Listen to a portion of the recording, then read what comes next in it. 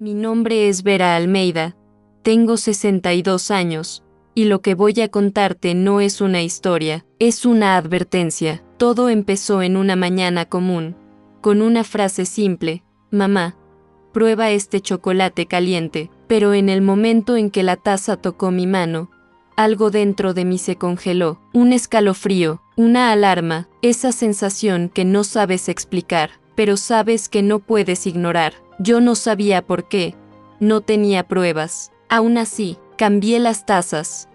Y fue en ese gesto tan pequeño, tan instintivo, que mi vida dio un giro para el cual ningún ser humano está preparado, porque a veces, el peligro no toca la puerta, te sonríe, te llama mamá. Y antes de continuar, quiero que pienses en esto: ¿qué harías si descubrieras que la persona que más amas, quizá es justamente quien puede destruirte? Recuerdo bien aquel día, un frío cortante de otoño, ese silencio de casa vivida y el aroma del chocolate caliente invadiendo la cocina. Amanda, mi hija, preparaba todo con tanto esmero, o al menos eso parecía. Cuando me extendió la taza, algo dentro de mí, una corazonada, tal vez mi instinto de supervivencia se encendió, y fue en ese detalle mínimo, en ese cambio de tazas sin hacer ruido, donde el destino se volteó de cabeza. El olor era leve, casi imperceptible, pero había algo allí. Quien ya ha sentido el olor de almendras amargas sabe de lo que hablo.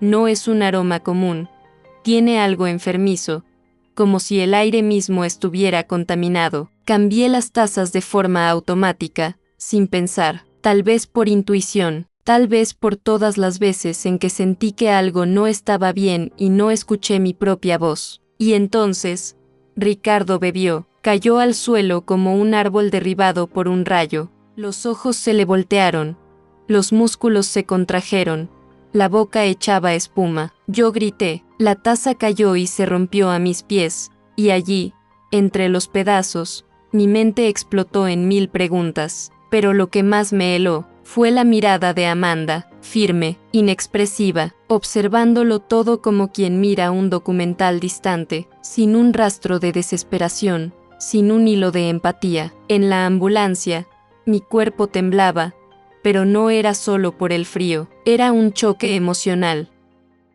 Un conflicto entre lo que siempre creí que era el amor materno y el horror que acababa de presenciar. Cuando llegamos al hospital, los médicos corrieron con Ricardo. Yo me quedé ahí, parada, intentando organizar el caos en mi cabeza. ¿Por qué lo haría? ¿Cómo no sexta nada? ¿Cuántas señales ignoré por amor o por miedo a ver la verdad? Siempre fui una mujer de muchas batallas, ¿sabes? Empecé de cero, con esfuerzo.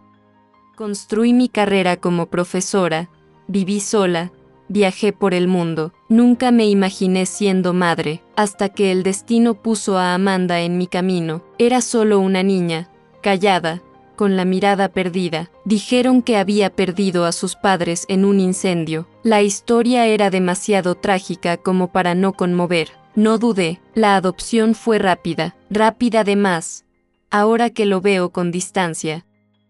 Amanda creció con todo lo que un niño podría desear: seguridad, amor, estructura, oportunidades. Yo le daba todo, todo. Fueron 30 años de mi vida dedicados a ella. No tuve otros hijos, renuncié a relaciones, a sueños, a planes, y confieso que, incluso en las fases difíciles, siempre pensé, vivió un trauma, solo necesita tiempo. Pero hoy, al mirar atrás, me pregunto, ¿el trauma era realmente suyo? ¿O era yo quien intentaba justificar lo que no tenía sentido? Ella contaba aquella historia tantas veces: el incendio, el orfanato, el dolor, siempre igual, sin emoción, como quien memorizó un guión. Y yo, ciega de amor, nunca cuestioné. Pero ahora me pregunto, ¿y si todo fue inventado? ¿Y si fue una puesta en escena desde el principio? Cuando pienso en las señales que ignoré,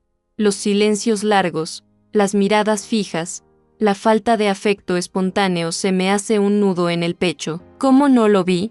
Recuerdo un día en que encontré un pajarito muerto en el patio. Amanda tenía unos 11 años. Dijo que había sido un gato. Le creí, pero ¿fue así? Había algo en la forma en que observaba el cuerpo del animal, como si analizara una pieza en un laboratorio, pero yo fui rápida en silenciar cualquier sospecha, porque nadie quiere creer que el mal puede estar sentado a tu mesa, llamándote mamá. Y quizás ese desprecio por mis propios instintos abrió camino para todo lo que vendría después. Marcelo fue el primero. Recuerdo cuando Amanda me llamó llorando, diciendo que él había enfermado de repente, insuficiencia renal aguda, dijeron. Me pareció extraño, porque él era joven, sano, hacía chequeos regularmente, pero una vez más, tragué la historia, preferí creer en el azar. Al fin y al cabo, nadie piensa en envenenamiento de inmediato, mucho menos cuando el dolor del otro parece tan genuino. 2 años después,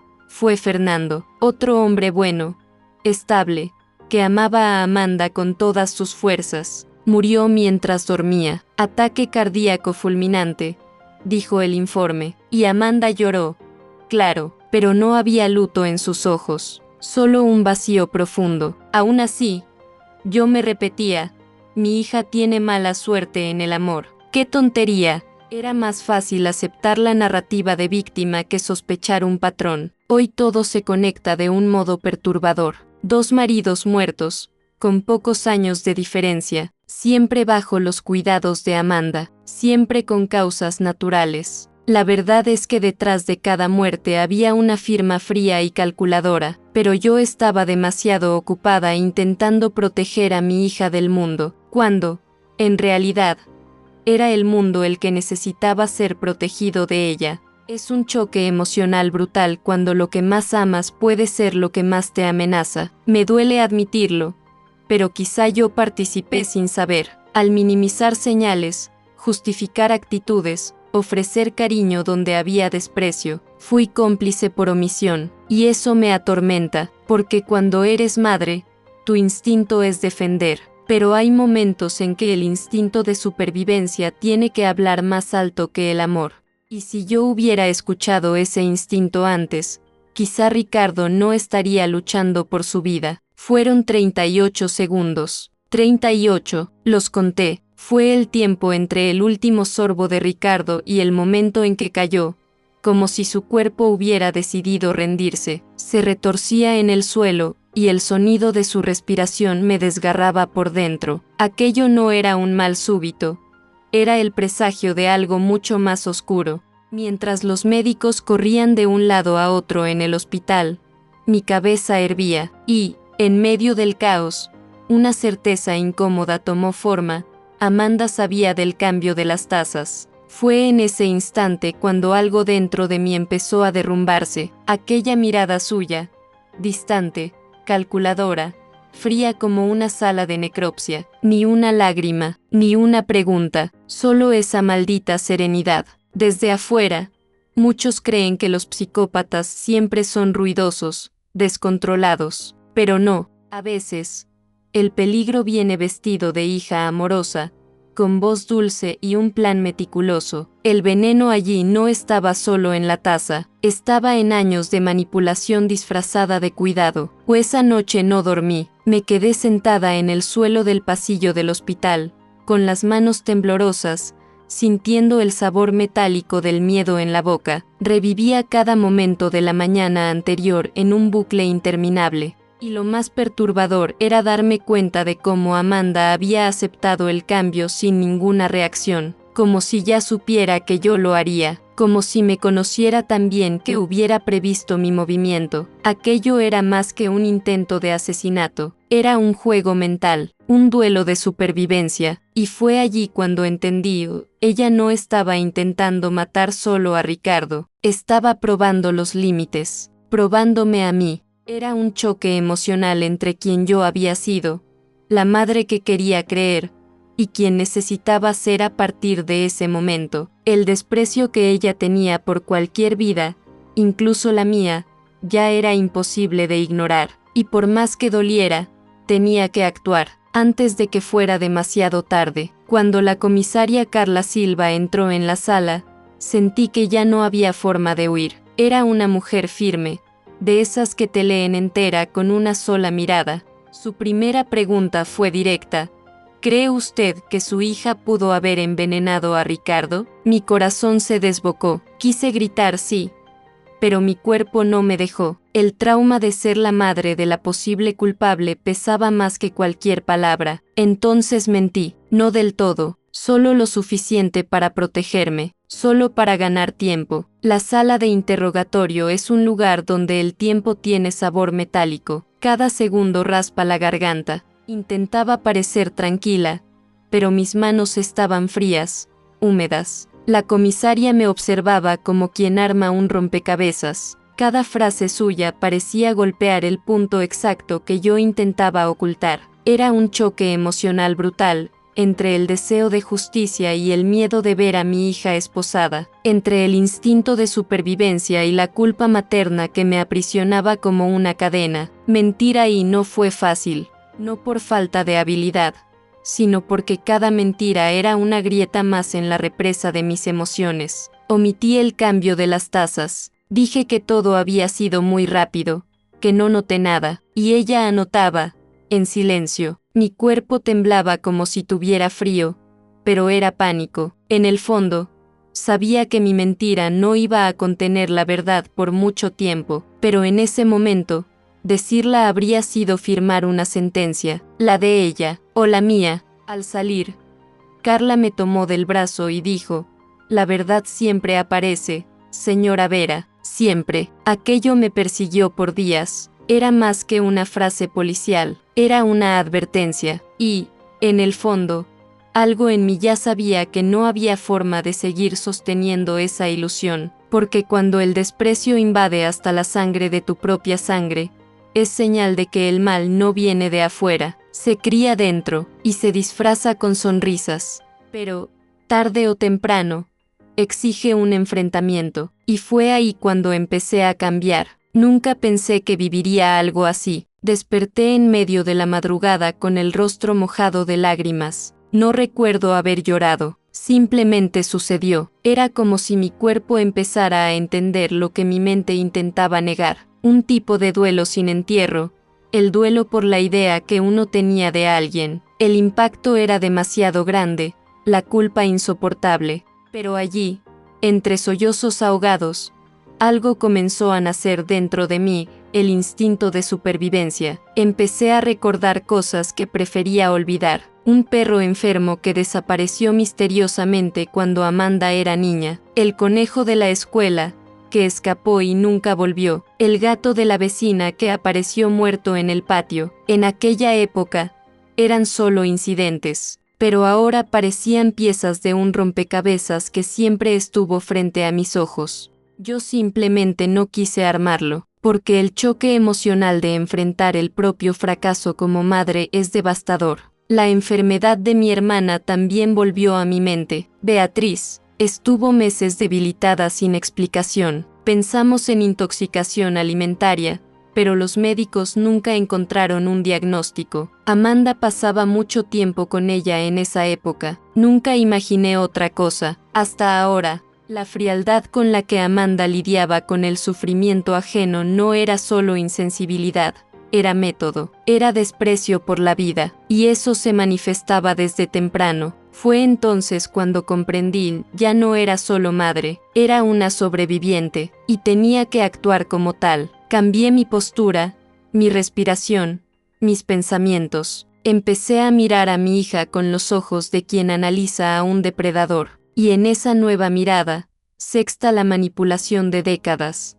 Ella siempre supo lo que hacía, siempre supo cómo ocultarlo, pero ahora era mi turno de aprender a ver, y eso me llevaría a un camino sin retorno, la investigación. Llegué a su casa a las 3 de la madrugada, sin tocar, sin anunciarme. Usé la llave de repuesto que ella misma me había dado años atrás. Una ironía fina del destino. El barrio estaba silencioso, la calle desierta. Entré despacio, como quien invade su propio pasado. Cada mueble, cada fotografía parecía sonreírme con burla. Ya no buscaba consuelo, buscaba la verdad. Y, sinceramente, ya sabía que estaba allí, esperando ser encontrada. Lo primero que noté fue el orden excesivo, todo demasiado limpio. No era un hogar, era un escenario. Abrí cajones, revisé cajas, desmonté armarios. El silencio de la casa solo se rompía con el sonido de mi propio corazón, golpeando fuerte. Fue en el fondo del armario de la lavandería donde lo encontré, un frasco, líquido oscuro, sin etiqueta, con un olor que me hizo toser. El mismo olor de aquella mañana. Ya no había duda. Justo al lado, una carta, doblada con cuidado, dirigida a mí. Era de Ricardo. Hablaba de la sospecha, de los síntomas que había estado sintiendo semanas atrás. Decía que creía que Amanda lo estaba envenenando poco a poco, y que solo seguía allí porque me amaba y quería protegerla de sí misma. La carta era un grito silencioso, un testimonio, y al final, hablaba de algo escondido en el sótano. Diarios. Mis piernas flaquearon. Bajé las escaleras con la linterna del celular temblando en mis manos. La puerta crujió como si estuviera viva. El sótano era húmedo, cerrado, y allí estaban cuadernos, muchos, apilados en cajas etiquetadas con fechas. Amanda lo había registrado todo, desde los 12 años. Allí, en aquella oscuridad, entre traumas enraizados y confrontaciones emocionales, entendí que mi misión ahora era otra. Ya no era proteger, era exponer, y el siguiente paso sería enfrentar lo que estaba escrito en aquellas páginas. Empecé a leer allí mismo, sentada en el suelo frío del sótano. Las páginas estaban escritas con una caligrafía impecable, casi metódica. Cada palabra parecía calculada, como si Amanda supiera que algún día serían leídas. El primer cuaderno comenzaba con descripciones simples: escuela, amigos, sueños. Pero pronto aparecieron los pensamientos oscuros. A los 12 años, describía cómo experimentó la muerte de sus padres biológicos, no como un trauma, sino como una elección, fría, práctica, un plan. Seguí pasando las páginas, sintiendo que el estómago se me revolvía. Allí estaban las muertes de los maridos, Marcelo, con detalles de las dosis, Fernando, descrito como una prueba de resistencia emocional, y entre esos relatos venían historias de animales muertos, no por accidente, sino por placer. Uno de ellos era el conejo de la escuela, el mismo por el que juró que se había escapado. El choque emocional de leer todo aquello me desgarraba por dentro. Era como descubrir que la persona que criaste era, en realidad, una farsa sangrienta. En uno de los cuadernos, encontré un fragmento sobre mi hermana Beatriz. Era frágil, pero resistente. Fue divertido observar. En ese momento dejé caer el diario al suelo. Temblaba. Cada línea era un golpe. Amanda no solo vivió entre nosotros, nos estudió, nos probó, manipuló a amigos, vecinos e incluso a profesionales de la salud. En otro fragmento, contaba cómo convenció a la asistente social de falsificar documentos de adopción, todo arquitectado, años de planificación. Nada fue un accidente, y luego venían los planes futuros. Pólizas de seguro, cambios de ciudad, nuevas víctimas posibles. Era un manual de manipulación, pero lo más perturbador fueron los momentos en los que hablaba de mí. Ella todavía cree que me salvó. ¡Qué tonta! Había desprecio, había sarcasmo, había frialdad. Allí, en ese sótano, la ilusión murió, y la Vera que salió de allí ya no era madre, era alguien en guerra, y lista para lo que vendría después, el enfrentamiento. Nunca imaginé que algún día tendría que ver a mi propia hija como un monstruo, pero en ese sótano, rodeada de los diarios, lo sexta todo con claridad. Su psicopatía no era un error ni un trauma, era una elección, fría, continua, deliberada. Amanda era una asesina serial, y lo más cruel, desde la infancia. El choque emocional de aceptar eso me rompió en 1000 pedazos, porque el amor que yo sentía por ella seguía allí,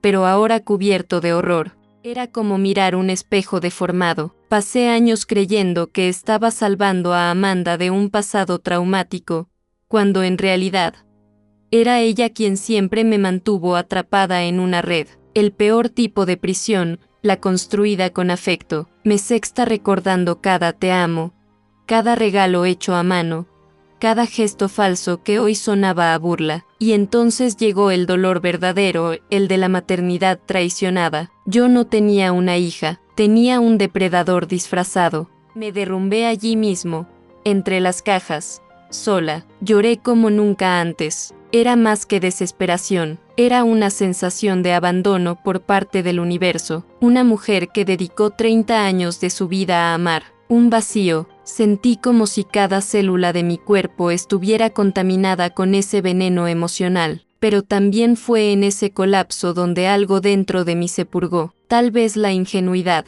tal vez la culpa, tal vez el miedo. Porque, de repente, todo fue claro. Yo tenía que poner fin a esa historia. Doliera a quien doliera. Me levanté, tomé los cuadernos, la carta, el frasco de veneno y salí. El sótano quedó atrás, pero las palabras resonaban en mi mente como disparos. Ella sabía lo que era, y no se arrepentía. En un fragmento, Amanda escribió: sentir, nunca sentí, solo observé. Fue entonces cuando entendí. No había redención, solo confrontación. Y, en ese momento, supe que necesitaba un aliado, alguien que estuviera del otro lado de todo esto, alguien que hubiera sobrevivido a su toque. Y solo había una persona, Ricardo. Cuando entré en la habitación y vi sus ojos abiertos, algo dentro de mí se rompió y se recompuso al mismo tiempo. Ricardo estaba débil, con la voz baja, pero consciente. Tomó mi mano con dificultad y dijo: cambiaste las tazas, ¿verdad? Fue como un código entre nosotros. Sin necesidad de explicaciones, él sabía que no fue un accidente, ni mala suerte, fue un intento de asesinato, y más que eso, fue una declaración de guerra disfrazada de chocolate caliente. Nos sentamos juntos, él acostado, yo en un rincón de la cama, y lo hablamos todo, sin filtros. Me contó que llevaba semanas notando los mareos, la fatiga, los dolores de cabeza constantes. Pensó que era estrés, hasta que comenzó a darse cuenta de que empeoraban después de los almuerzos con Amanda. Intentó alertarme varias veces, pero nunca con todas las letras. Pensé que solo te manipulaba emocionalmente. No imaginé que te despreciara tanto como para intentar matarte. Fue difícil escuchar eso, pero era verdad. Allí, hicimos un pacto silencioso. Sobrevivir. Sí, pero también impedir que Amanda destruyera a alguien más. Sentía que ella intentaría de nuevo, porque el choque emocional con la derrota no es algo que los psicópatas acepten fácilmente. Necesitan mantener el control, y nosotros dos éramos una amenaza. Un sobreviviente aislado puede ser desacreditado. 2. Con pruebas en las manos. Son una sentencia, y ella lo sabía tanto como nosotros. Antes de salir del hospital, lo miré y dije: vamos hasta el final, juntos. Ricardo sonrió, con esa sonrisa cansada pero sincera. Él podía estar envenenado en el cuerpo, pero tenía lucidez en el alma, y era eso lo que más necesitábamos ahora: fuerza emocional para enfrentar el siguiente paso, la denuncia, la hora de sacar todo a la luz, porque su veneno no solo mataba con líquido oscuro, mataba con silencio, y era hora de romper ese silencio. Al día siguiente, fui a la comisaría con una bolsa en las manos. Nada más simbólico que eso, una madre cargando el peso de la verdad sobre su propia hija. La comisaria Carla Silva me recibió con la misma mirada firme, pero esta vez, con algo más, respeto. Coloqué sobre la mesa los diarios, la carta de Ricardo, el frasco de veneno y una póliza de seguro recién descubierta. Amanda me había puesto como beneficiaria. Era el golpe perfecto, pero ahora, la pieza se volvía en su contra. Mientras yo describía todo, detalle por detalle, la comisaria tomaba notas sin interrumpir. A veces levantaba la mirada, como si buscara confirmar lo que ya sospechaba. Cuando hablé de los planes descritos en los diarios, vi su expresión cambiar. Aquello ya no era solo una investigación, era una carrera contrarreloj. Podía sentir el choque emocional entre su profesionalismo y el impacto humano. Después de todo, ¿quién espera que una madre llegue con pruebas de los crímenes de su hija? Ella me preguntó si estaba segura de lo que estaba haciendo. Le dije que sí. Le dije que el amor no puede ser tonto, que proteger a alguien que destruye vidas no es amor, es complicidad. La comisaria asintió, y en ese momento sentí que había tomado la decisión correcta. Aún dolía. Claro, el desprecio que Amanda mostraba por todo lo humano me desgarraba por dentro, pero no hacer nada sería como entregar a otras personas al mismo destino. A partir de allí, todo cambió. La policía abrió la investigación formal, pidió informes complementarios, ordenó exhumar los cuerpos de Marcelo y Fernando, y yo respiré, por primera vez en semanas, respiré como alguien que dejó de ocultar. La verdad era fea, dura, insoportable, pero necesaria, y aún sin saber lo que vendría después, ya me sentía más fuerte, porque cuando uno decide enfrentar el mal de frente, algo dentro despierta, algo que nunca vuelve a dormirse. Amanda fue detenida a las 11:45 de la mañana. El reloj marcaba con exactitud el fin de una era, la de mi ilusión. Yo estaba presente, pero no hablé, solo observé. Ella abrió la puerta como si ya lo supiera, sin sorpresa, sin protesta, apenas una sonrisa leve, casi teatral, como si estuviera recibiendo a la policía como parte de una obra ya ensayada. Había algo perversamente elegante en aquella frialdad, y allí, delante de todos, se dejó llevar, sin escándalos, sin lágrimas, como siempre, en control. Recuerdo el sonido de las esposas, ese clic metálico que cortó el silencio como una navaja, y la mirada que me lanzó. Esa mirada, no había dolor. No había sorpresa, solo una mezcla de desprecio y superioridad, como si aún creyera que había ganado, incluso siendo arrestada. La sensación era que Amanda estaba actuando hasta el final, como si su arresto fuera solo otro capítulo del teatro que ella misma había escrito, el guión de su psicopatía. La comisaria Carla estaba junto a los agentes, manteniendo todo bajo control. Dijo que Amanda sería sometida a examen psiquiátrico, pero que las pruebas ya eran suficientes para mantenerla detenida. El proceso sería largo, claro, pero inevitable. Me miró con un gesto que decía terminó, pero yo sabía que no. Con Amanda, nada termina de verdad, porque ella no actúa por impulso, ella calcula, y aún siendo arrestada, sigue jugando. Siempre jugando. Salí de allí con una mezcla de alivio y vacío. Ver a tu hija ser llevada como criminal es un tipo de duelo que no tiene nombre, pero también es un paso necesario para liberarse, porque cuando el amor se convierte en una cadena, la prisión no es la de ella, es la tuya. Y ahora, por fin, yo me estaba soltando. Sabía que lo que vendría sería aún más pesado, porque cuando la verdad aparece, otras revelaciones siempre emergen, y el próximo capítulo sería el más duro, las revelaciones de la policía. Pocos días después del arresto,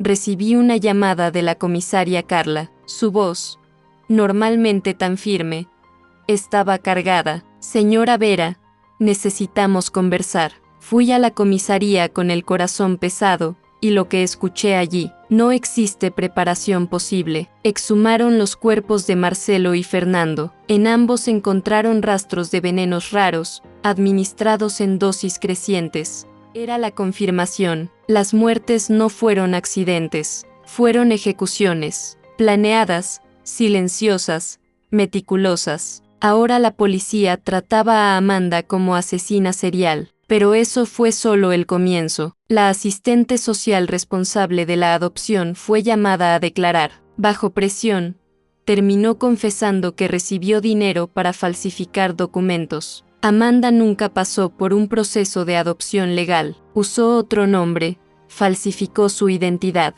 El incendio nunca existió. Tampoco orfanato, nada. Todo era una historia inventada por ella, basada en relatos de otras niñas. La habilidad emocional para mentir con tanto detalle era aterradora, y el desprecio por cualquier límite legal. Aún más, con las pruebas en mano, la policía comenzó a reabrir antiguos casos relacionados con ella: un tío que murió asfixiado, un compañero de trabajo que sufrió un mal súbito, un novio adolescente que tuvo un accidente extraño. Todo volvió a la superficie. Amanda no dejaba rastros fáciles, pero el patrón estaba allí, siempre presente, como un perfume nauseabundo. Lo más perturbador, la mayoría de esas muertes había sido tratada como mala suerte o tragedias personales, nunca como parte de un patrón criminal. Escuché todo en silencio, no porque no tuviera nada que decir, sino porque las palabras ya no alcanzaban. Cada revelación era como un golpe. Como madre, sentía un dolor imposible de describir, pero como mujer, como ciudadana, sabía, el mal que ella hizo tenía que salir a la luz, y, por devastador que fuera, estaba dispuesta a enfrentar lo que viniera en el juicio, porque esta historia ya no era solo mía, era de todas las víctimas que nunca tuvieron voz. La preparación para el juicio fue exhaustiva: reuniones con abogados, entrevistas con psicólogos forenses, reconstrucciones de los hechos. La prensa descubrió el caso y, en pocos días, la historia recorrió el país. Hija asesina, abuela envenenada, madre traicionada. Los títulos sensacionalistas me herían, pero yo lo entendía. El público buscaba respuestas, justicia, quizá un villano al cual señalar. Pero yo no quería fama, yo quería cerrar un ciclo, ver la verdad dicha en voz alta, donde todos pudieran escuchar, donde ni Amanda pudiera escapar de la realidad.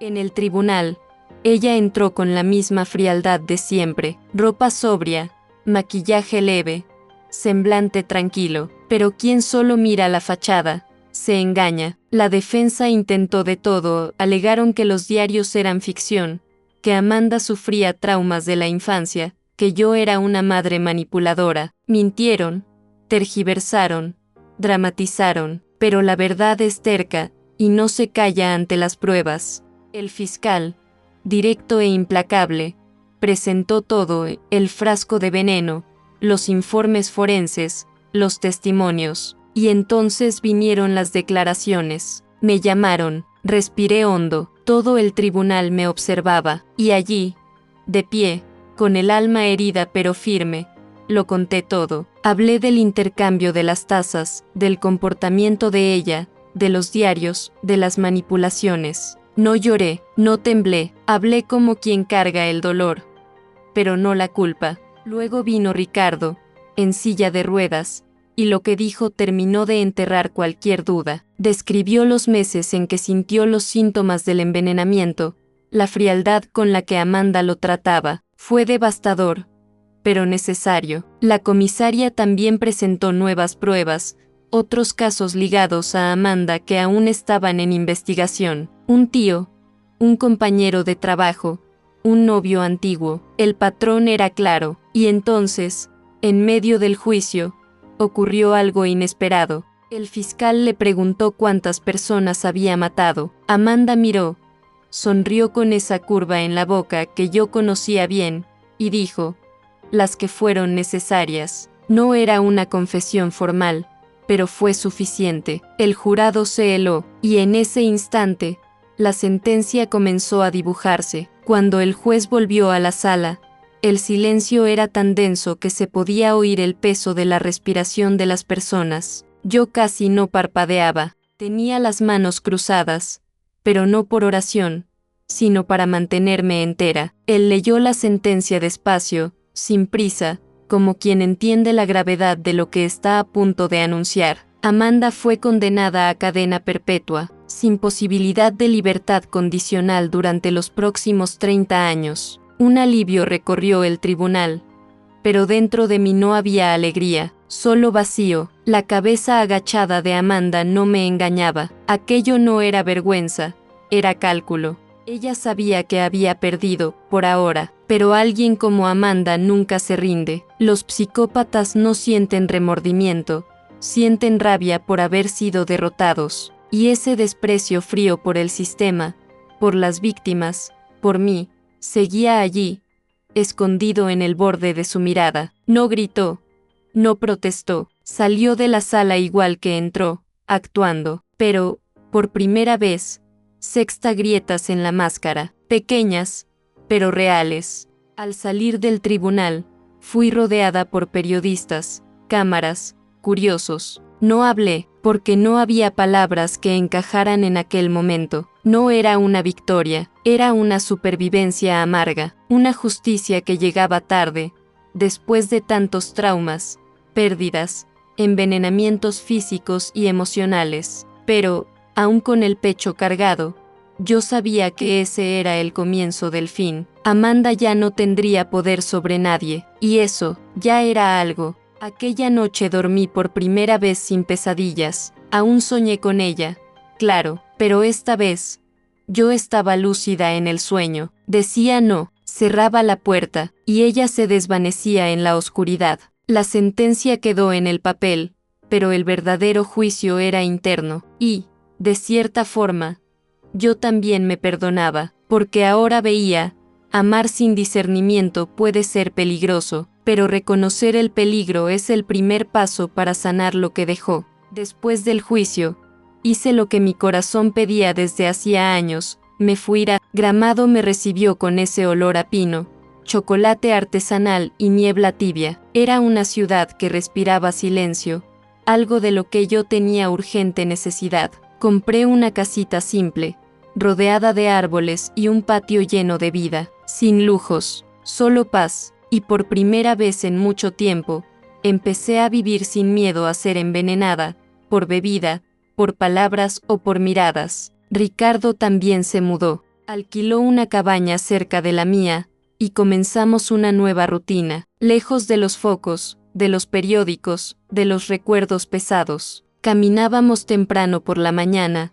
tomábamos café mirando las montañas, y poco a poco fuimos curando las heridas del otro. A veces, el silencio entre nosotros decía más que cualquier conversación. Había un respeto mutuo, un entendimiento profundo entre dos sobrevivientes que cargaban el mismo trauma, haber amado a alguien que casi los mató. La vida se reconstruía en pequeños gestos. Plantar hierbas en el jardín, decorar la casa con objetos de mercadillo, hacer pan los domingos. Parece banal, pero era una especie de terapia práctica. Cada acción era un recordatorio de que la vida seguía, de que había belleza en las cosas simples. No se podía borrar el pasado, pero sí plantar algo nuevo sobre él. Y eso era lo que yo hacía, abonaba el suelo que un día fue campo de guerra. Aún así, el enfrentamiento emocional aparecía de vez en cuando, en sueños confusos, en olores que traían recuerdos. Pero ahora yo tenía herramientas para lidiar con eso. Yo sobreviví, y más que eso, estaba dispuesta a construir, a enseñar, a convertir aquel infierno vivido en un puente hacia algo mayor. Y ese deseo me llevó a la decisión más transformadora de mi vida, formar una nueva familia. La adopción llegó como un susurro en mi corazón, tímido, pero persistente. Al principio pensé que era una locura, después de todo, adoptar otra vez, pero cuanto más lo pensaba, más sentido tenía. Yo sabía, con todas las células de mi cuerpo, que aún tenía amor para dar, solo que esta vez, con discernimiento, con los ojos abiertos. Y así fue como Lucas, Sofía y María entraron en mi vida, 3 hermanos que lo habían perdido todo, menos la esperanza que ahora encontraba un nuevo hogar.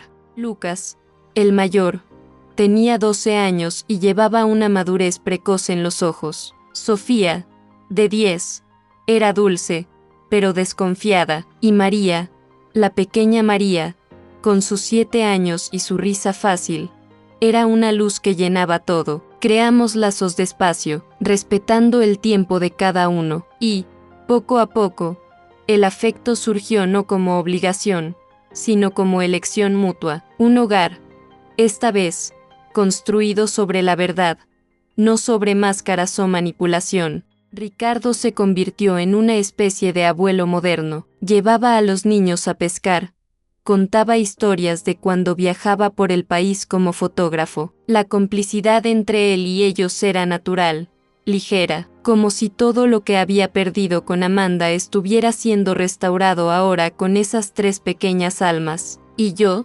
aprendía con ellos cada día, a reír de nuevo, a confiar de nuevo, a creer que el trauma puede transformarse, no negarse, sino reciclarse en algo mejor.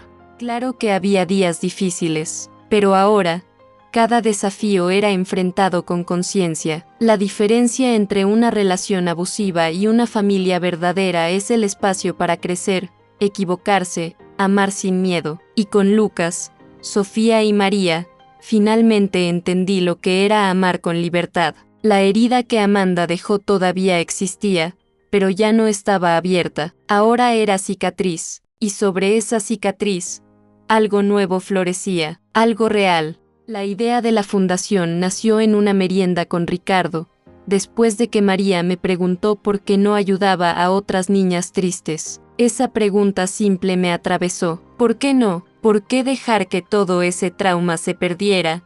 Si podía servir de base para algo más grande, usé el dinero de la póliza fraudulenta.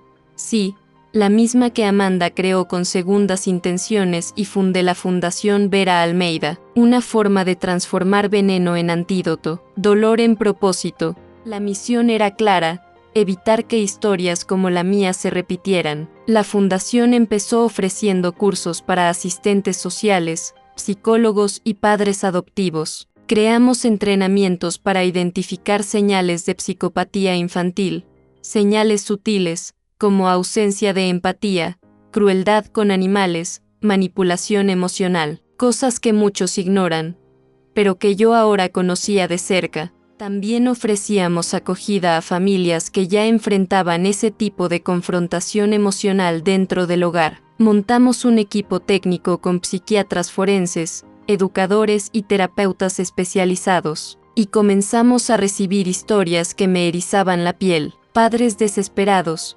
escuelas perdidas, profesionales inseguros. Era como abrir una caja que el mundo prefería mantener cerrada, pero la verdad es que ignorar el problema no lo hace desaparecer. Al contrario, crece en las sombras, y yo no iba a permitir que nadie más fuera envenenado por el silencio. Con cada niño acompañado, con cada familia que encontraba orientación, yo sentía que algo dentro de mí sanaba. No era heroísmo, era reparación, porque si hay algo que el trauma me enseñó, es que puede destruirnos o enseñarnos a reconstruir. Y yo elegí reconstruir. Elegí transformar el desprecio que Amanda tuvo por la vida en un movimiento de valoración de la vida. Y cada día, más personas se unían a esa misión. Fue solo cuando la fundación empezó a ganar alcance que entendí la magnitud del dolor escondido en el mundo. Llegaron cartas, correos, mensajes de voz, padres en llanto, profesores en shock, abuelas en negación, historias parecidas a la mía, pero que aún estaban en medio del caos. Niños con historial de crueldad, manipulación y una frialdad que nadie lograba explicar.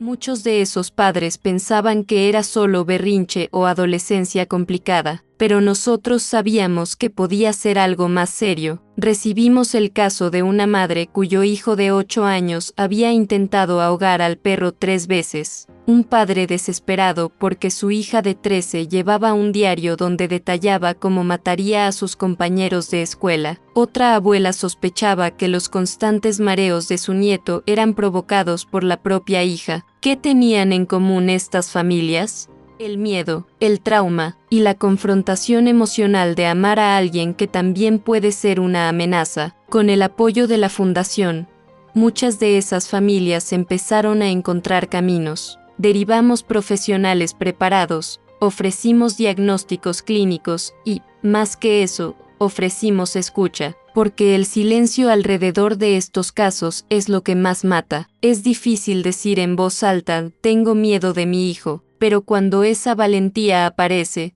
todo cambia. La verdad es que la psicopatía infantil existe, y necesita ser tratada pronto, antes de que el desprecio por la vida se convierta en violencia irreversible. Con cada vida que lográbamos impactar, me sentía más cerca del propósito. El dolor que me quebró ahora era la base del puente que ayudaba a otros a cruzar su propio abismo. Nunca más vi mi historia como un final, era un comienzo, y el bien que podía hacer con ella me preparaba para el momento más difícil y necesario de todos, el reencuentro con Amanda. Ciro necesitaba verla una última vez. Me tomó semanas reunir coraje. No era fácil enfrentar a alguien que destruyó tanto y aún así llamé hija, pero necesitaba cerrar ese ciclo con los ojos bien abiertos. Programé la visita un martes nublado. La prisión era fría, gris, sin vida, pero nada comparado con el hielo en la mirada de Amanda cuando me vio. Ningún abrazo, ninguna sonrisa, solo una presencia calculada. Como siempre, entré con el corazón blindado. Aquella no era mi hija, era el ser que quedó dentro de ella. Nos sentamos frente a frente. Ella me analizó como quien evalúa un objeto viejo. ¿Viniste a despedirte?, preguntó con ironía. Respiré hondo. Vine a enfrentar lo que queda de ti. El diálogo fue un campo minado. Habló abiertamente sobre la falta de emociones, como si fuera una ventaja evolutiva. Dijo que nunca sintió amor, ni culpa, ni pena, solo necesidad de control. Hablaba con frialdad, como quien lee un informe, y cada frase era otro corte en mí. Dijo que me eligió como madre porque yo parecía fácil de engañar, que desde temprano entendió el poder de la manipulación, y que, si hubiera podido, habría ido más lejos. Su desprecio por cualquier vínculo humano era explícito, pero allí, por primera vez, no me dejé afectar, porque finalmente entendí, Amanda no fue un error mío, era un enigma que el mundo intentó ignorar, y ahora, yo lo estaba enfrentando, sin romantizar, sin culpa, solo con la fuerza de quien sobrevivió a lo peor. Me levanté, la miré a los ojos y dije, tú nunca fuiste mi hija. Ella sonrió, pero era una sonrisa torcida, como quien pierde el control por un segundo. Antes de salir, murmuró, esto aún no ha terminado, pero no sentí miedo, sentí lástima, porque allí, del otro lado del vidrio, estaba alguien que nunca conoció amor, ni empatía, ni paz. Y yo salí más ligera, no por haber vencido, sino por haber elegido vivir. Y ahora, la vida me esperaba. Han pasado 5 años. ¿Y sabes qué es lo que más me impresiona? Cómo la vida puede florecer en un suelo arrasado. Hoy,